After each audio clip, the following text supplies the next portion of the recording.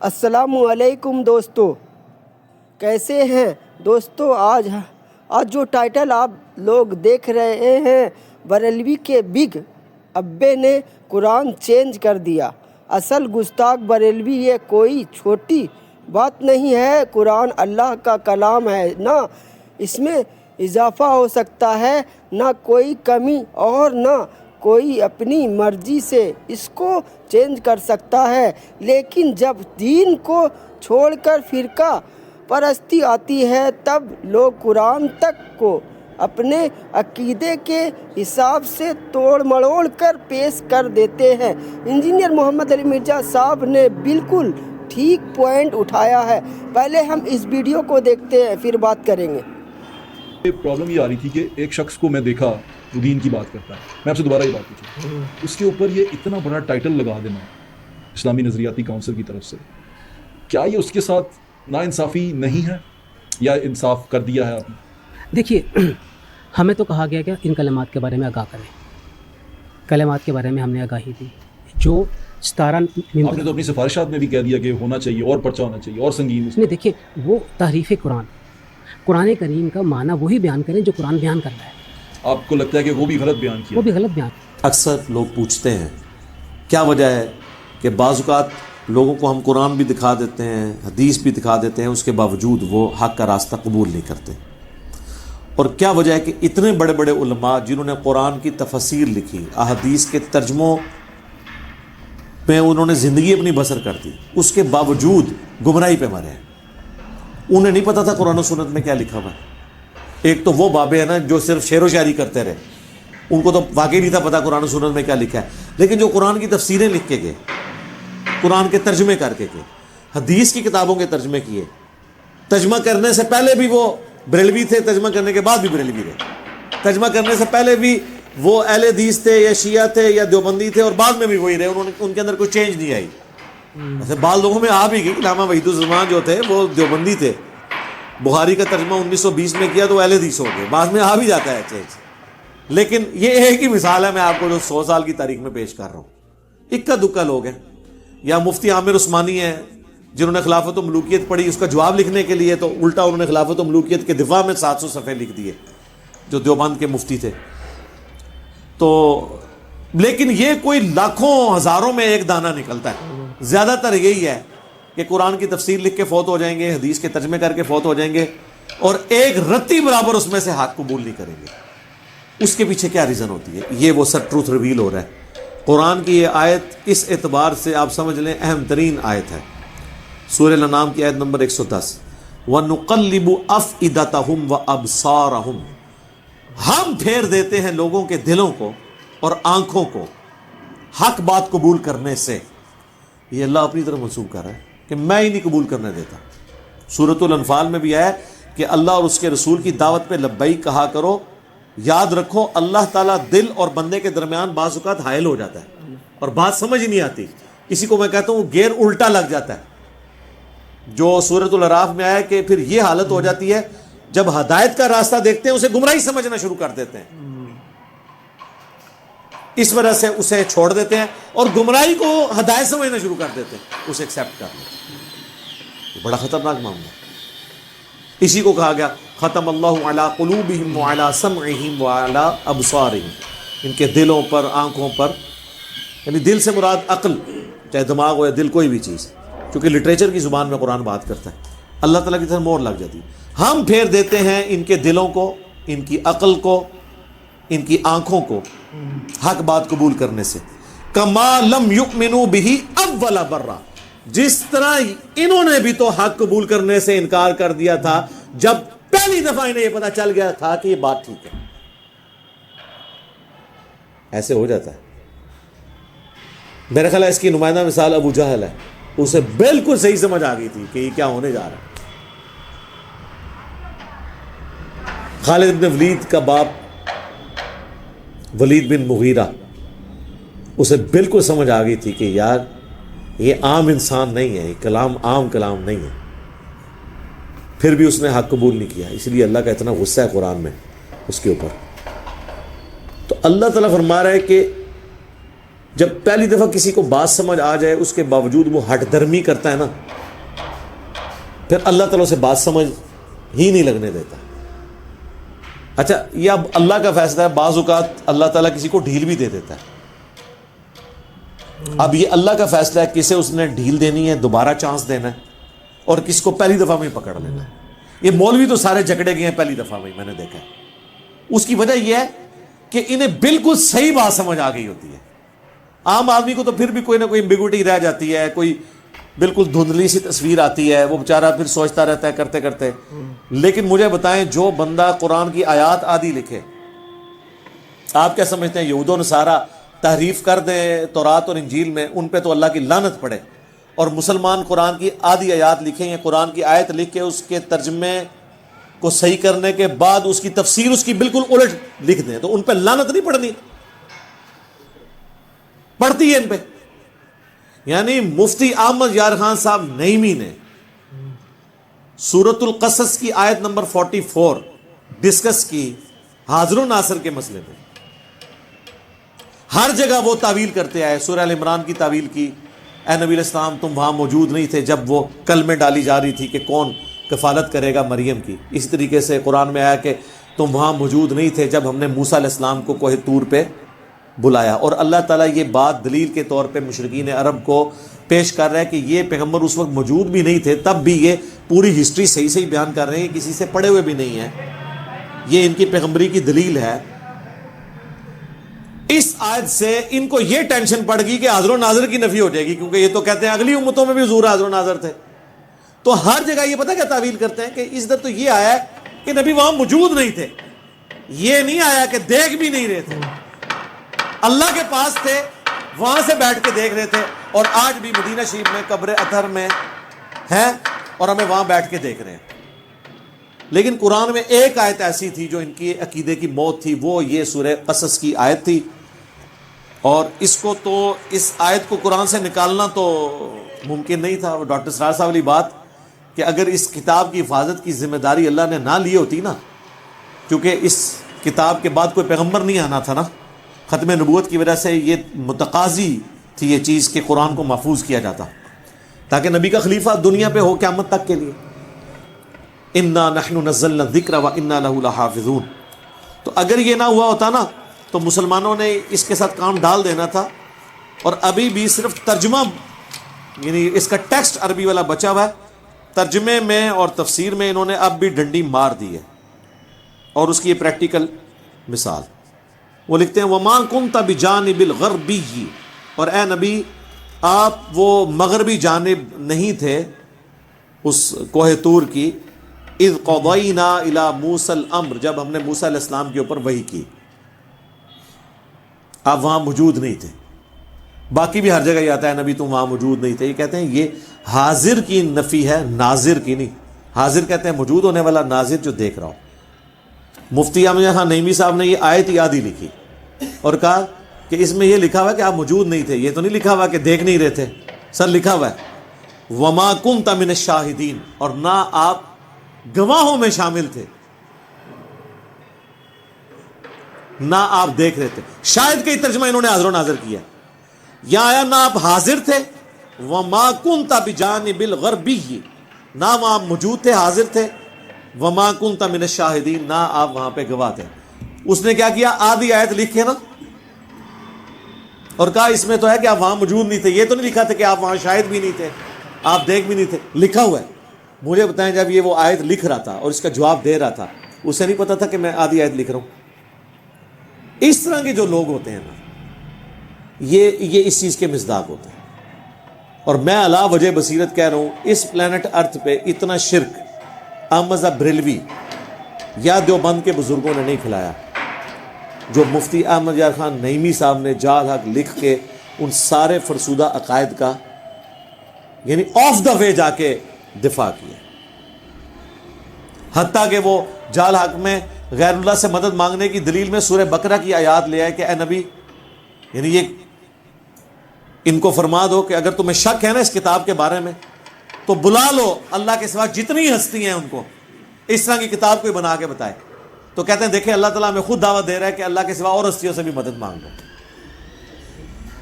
وہ رزلٹ ہے جو ان پڑھ بھی نہ کٹے. جی آپ پڑھ لیں 4 لاکھ میں جا کے. اب یہ جب اب باتیں یہ بلنڈرز ہیں, اس کے بعد بھی اگر کوئی ان کے پیچھے آنکھیں بند کر کے چلتا ہے اس کا کوئی علاج نہیں ہے سوائے ایک اس سے بڑا علاج میں نے رکھا ہوا ہے, آخری علاج. وہ میرے پاس جو یکا ہوتا ہے کہ میں کسی بزرگ کی گستاخی ثابت کر دوں, وہ میں نے کر دی. اسی جال حق میں انہوں نے جو نور اور بشر کی بحث ہے نا, اس میں ان سے ایک بلنڈر ہو گیا اور وہ ہم نے پکڑ لیا. اس کے اوپر پھر یہ سارے آ کے لاجواب ہو جاتے ہیں. انہوں نے کہا قل انما انا بشر مثلکم, اے نبی تم فرما دو کہ انسان ہونے میں تمہاری طرح ہوں. ظاہر مرتبے میں تو ہم بھی نہیں کہتے, آپ جیسا مرتبہ کسی کا ہو نہیں سکتا. ٹھیک ہے جی, ہماری آنکھیں تو ادھر تک نہیں دیکھ سکتی. بخاری مسلم ہے نبی علیہ السلام نے جنت بھی دیکھ لی نماز کی حالت میں. بخاری مسلم میں اپنی پیٹھ کے پیچھے بھی دیکھ لیتا ہوں. آپ کے پسینے میں سے بھی بخاری مسلم میں آتا ہے خوشبو آتی تھی. ٹھیک ہے, تو انسان ہونے میں وہ ہماری طرح تھے, مرتبے کی تو بات ہی نہیں ہو رہی. تو اب ان کو بشر ماننا بھی مشکل ہو جاتا ہے نا. تو انہوں نے اس بحث میں کہا کہ اس آیت کا صرف مقصد یہ ہے کہ اتنا بتایا جائے کہ تم لوگ اے انسانوں مجھ سے مانوس ہو جاؤ کہ میں انسان ہوں, تم مجھے یقین کر لو, لیکن اندروں میں انسان کوئی نہیں, اندروں میں نور ہاں, میں انسانی شکل میں آؤں تاکہ تم مجھ سے مانوس ہو جاؤ کہ ایک انسان دوسرے انسان کی بات صحیح طریقے سے سن لیتا ہے.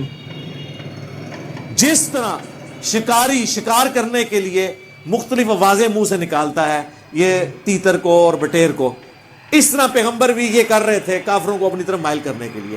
اب پیغمبر کی مثال کس سے دے دی انہوں نے؟ شکاری سے. اور وہ شکاری بھی وہ جو فراڈ کر رہا ہوتا ہے, تیتر ہوتا نہیں ہے, آوازیں نکالتا ہے, اندروں کچھ اور ہوتا ہے.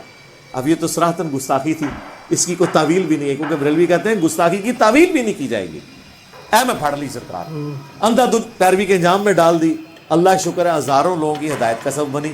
میرا وہ جو لیکچر ہے انڈیا اور پاکستان کے بزرگوں کی 19 گستاخانہ عبارات کا تحقیقی جائزہ, اے سارو سوئی ہے جیڑی میں انہاں دے غبارے ماری ہے فارغ.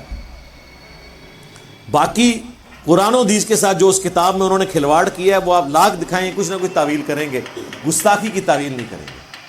کیونکہ وہ ادھر ان کو ڈر پڑ, کیونکہ ان کو پٹی یہ پڑھائی گئی ہے گستاخ نہیں ہونا چاہیے. دیکھ لو جی, انہوں نے خود اشرف تھانوی پہ جو حسام الرحمن میں فتویٰ لگایا وہ کس بات پہ لگایا پتا؟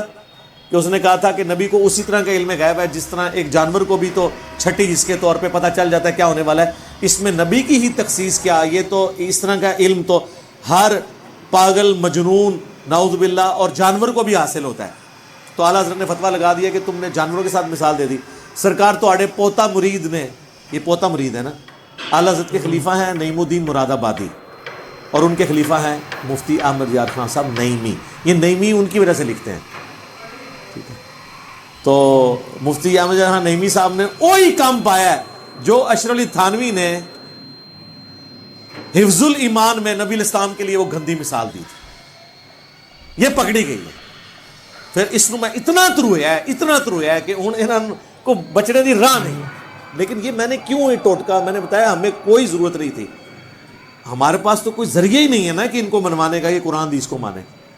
تو آخری حربہ یہی ہے جو اعلیٰ حضرت سے ہم نے سیکھا ہے کہ ایک کتاب لکھ دو حسام الرحمن 1905 چک دو پورا دیوبند مدرسہ, اور انہوں نے مولوی. ٹھیک ہے, آج تک وہ جان نہیں چھڑا سکے. تو جو اسی کام پایا ہے نا اللہ کے فضل سرکار, یہ وہ مدنی وائرس ہے جو قیامت تک نہیں اب ختم ہونے والا. ہاں انشاءاللہ, نہ یہ کوئی ویکسین ہے, ہاں یہ کوئی ویکسین بھی نہیں ہے, یہ وہ مدنی وائرس ہے. کیونکہ یہ تھوڑے کو بھی وسیلے ہے طریقہ. اگر آپ اس کا علاج کرنے کی کوشش کریں گے تو پہلے آپ حسام الرحمن کو غلط کہیں گے, وہ آپ کہہ نہیں سکتے. ٹھیک ہے, تو یہ اللہ کا شکر ہے, یہ ہمیں مجبوراً کرنا پڑا. تو یہ اللہ تعالیٰ فرما رہا ہے کہ ہم ان کے دلوں کو, ان کی آنکھوں کو پھیر دیتے ہیں کما لم یؤمنوا به اول مرہ, جبکہ انہوں نے بھی تو پہلی دفعہ جب حق کھلا تھا تو انہوں نے حق بات قبول کرنے سے انکار کر دیا تھا. وَنَذَرُهُمْ فِي طُغْيَانِهِمْ يَعْمَهُونَ, اب ہم انہیں چھوڑ دیں گے اپنی سرکشی میں بھٹکتے پھریں, حتیٰ کہ ان کی یہ حالت ہو جائے گی وَلَوْ أَنَّنَا نَزَّلْنَا إِلَيْهِمُ الْمَلَائِكَةَ, اب اللہ نے ان پہ ایسی مور لگا دی ہے کہ اگر فرشتے بھی ان کے سامنے نازل ہو جائیں. وَكَلَّمَهُمُ الْمَوْتَ, اور مردے قبروں سے نکل کے ان سے باتیں کرنا شروع کر دیں کہ یہ نبی حق ہیں, ہم نے آخرت دیکھ لی ہے, ہم پہ عذاب ہو رہا ہے. وحشرنا علیہم کل شیء قبولا، اور ہر چیز جو اللہ تعالیٰ ان سے وعدہ دیتا ہے کہ قیامت کے دن یہ ہوگا، قیامت کا منظر بھی انہیں دنیا میں دکھا دیا جائے، ما کانوا لیؤمنوا، پھر بھی یہ ایمان نہیں لیتے۔ سرکار جب اللہ مہر لگا دے، چاہے فرشتے نظر آ جائیں، مردے نظر آ جائیں، جہنم نظر آ جائے، جنت کی اڑے نظر آ جائیں، جب اللہ نے کسی کے اوپر مہر لگا دی ہے تو اسے ہدایت نہیں ملی۔ لہذا مولویوں کی، بزرگان دین کی ٹینشن نہ لیا کریں، جنہاں دی مت اللہ نے مار دیتی ہے اس وجہ نال کہ انہوں نے اپنے پیغمبر کے ساتھ غداری کی، عزتیں اویل کی رسول اللہ کے نام پر، سواریاں سوار کی اپنی گاڑیوں میں انہوں نے خانقاہوں میں مکے مدینے کے نام پر، اور اتاری جا کے جناب اجمیر شریف، بغداد شریف، دیوبند شریف، بریلی شریف، شیعہ شریف تے سنی شریف۔ الا ان یشاء اللہ، ہاں مگر اللہ ہی کسی کو زبردستی ہدایت دے دے کہ اسے آخری وقت میں کوئی بات سمجھ آ جائے، وہ الگ بات ہے۔ ادروائز جب مہر لگ، یعنی یہ وہ مہر ہے، یہ وہ سیل ہے جس کو اللہ کھول سکتا ہے۔ کوئی خاص کسی پہ کرم ہو جائے تو وہ ہو بھی جاتا ہے سرکار۔ وہ صحیح مسلم میں حدیث ہے، حضرت ابو ہریرہ کہتے ہیں یا رسول اللہ میری ماں آپ کو بہت گالیاں دیتی ہے، مجھ سے اب برداشت نہیں ہوتا، تو آپ دعا کرتے ہیں۔ حضرت ابو ہریرہ اتنی محنت کر چکے ہیں لیکن وہ ایمان نہیں لا رہی۔ بس کوئی قبولیت کا وقت تھا، اللہ کے نبی نے ہاتھ اٹھا دیے۔ یار کتنوں کے ماں باپ کے لیے اللہ کے نبی نے ہاتھ اٹھائے ہوں گے؟ یہ واقعہ ایک ہی ملتا ہے آپ کو، وہ اللہ کی طرف سے منظوری ہوئی ہے، دعا کے لیے ہاتھ اٹھائے۔ حضرت ابو ہریرہ کہتے ہیں میں نے حضور کی دعا ختم ہونے کا بھی انتظار نہیں کیا، میں دڑکی لا دیتی کہ اللہ کے نبی کی دعا پہلے ختم ہوتی ہے یا اس سے قبولیت پہلے ملتی ہے۔ گھر گئے، کہتے ہیں میں دروازہ جب میں انٹر ہونے لگا تو ان کی والدہ نے کہا کہ باہر ہی رہو، میں غسل کر رہی ہوں، مجھے اللہ کے نبی کے پاس لے جانا۔ وہ اسلام قبول کر لیا۔ لیکن یہ جو کنوں پکڑ کے ہدایت ہے نا، یا جامعہ ترمذی میں حدیث ہے، اللہ کے نبی نے کہا کہ اے اللہ عمر ابن خطاب یا عمر بن حشام میں سے ایک کو ایمان کی دولت دے دے، تو وہ پھر اللہ تعالیٰ نے قبول کر لیا۔ وہ اللہ کا فیصلہ تھا، وہ اگلا دم ہے۔ وَلَٰكِنَّ أَكْثَرَهُمْ يَجْهَلُونَ، لیکن اکثر لوگ بالکل اس طریقے سے ناواقف ہیں، جاہل ہیں حق بات قبول کرنے سے۔ اکثر لوگ یہ پوری اللہ کا پلان سمجھنے سے ہی قاصر ہیں۔ اللہ تعالیٰ سے دعا ہے جو حق بات میں نے کہی اللہ تعالیٰ ہمارے دلوں میں راسخ فرمائے۔ اگر جذبات میں میرے منہ سے کوئی غلط بات نکل گئی تو اللہ تعالیٰ ہمارے دلوں سے اسے دھو ڈالے، ہمیں معاف بھی فرما دے، ہمیں کتاب و سنت کی تعلیمات پر عمل کر کے دوسرے بھائیوں تک پہنچانے کی توفیق عطا فرمائے۔ سبحانک اللہم و بحمدک، اشہد ان لا الہ الا انت، استغفرک و اتوب الیک، وما علینا الا البلاغ المبین۔ جزاکم اللہ ویڈیو خیرا۔ پورا دیکھ لیا دوستو، انجینئر محمد علی مرزا صاحب نے بالکل ٹھیک پوائنٹ اٹھایا ہے۔ گستاخی وہ نہیں ہوتی جو تم لیبل لگا دو، گستاخی اس وقت ہوتی ہے جب اللہ کے کلام کے اپنی عقیدے کے نیچے رکھ دیا جائے۔ آج ہم دیکھتے ہیں کہ کچھ لوگ قرآن کی آیت کلین ہونے کے باوجود بھی ان کو اگنور کرتے ہیں، صرف اس لیے کیونکہ ان کے بزرگ نے کچھ اور کہا ہوتا ہے۔ بھائی، دین بزرگوں کا فالوور اپ کا نام نہیں، دین قرآن و سنت کا نام ہے۔ مرزا صاحب، انجینئر صاحب بار بار یہی بات سمجھاتے ہیں کہ قرآن فائنل کتاب ہے، حدیث دوسری، یسوع دین کلین ہوتا ہے، اور کوئی بھی بزرگ، پیر یا فرقہ قرآن سے اوپر نہیں ہو سکتا۔ جب کوئی بزرگ ایسے عقیدے بتاتا ہے جو قرآن کے اگینسٹ ہو تو ان کی بات کو چھوڑنا فرض ہے، چاہے وہ کسی بھی اسکول آف تھاٹ کا ہو۔ یہ بات سننے میں سخت لگتا ہے، لیکن حق کی بات ہمیشہ سخت ہی ہوتی ہے۔ آج جو لوگ دوسرے فرقوں پر الزام لگاتے ہیں۔ فتنے خود اپنی کتابوں اگر اٹھا کر دیکھ لیں تو پتہ چلے گا کہ سب سے زیادہ تحریف تو تھوڑے موٹے بیان اور غیر شرعی عقیدے انہی کے اندر بھری پڑی ہیں، لیکن جب کوئی ان کی کتابوں سے ہی حوالہ دے دیتے ہیں تو بولتے ہیں نہیں یہ کانٹیکسٹ الگ تھا، یہ سمجھ نہیں پائے، یہ ہماری توہین کر رہے ہیں۔ ارے بھائی، توہین وہ کرتا ہے جو اللہ کے کلام کو اگنور کرے، توہین وہ کرتا ہے جو حدیث کے صاف متن کو توڑ مروڑ کر پیش کرے۔ انجینئر محمد علی مرزا صاحب کا پوائنٹ ایک ہی ہوتا ہے، قرآن بھی سب کا، محمد صلی اللہ علیہ وسلم بھی سب کے، پھر فرقہ بندی کیوں؟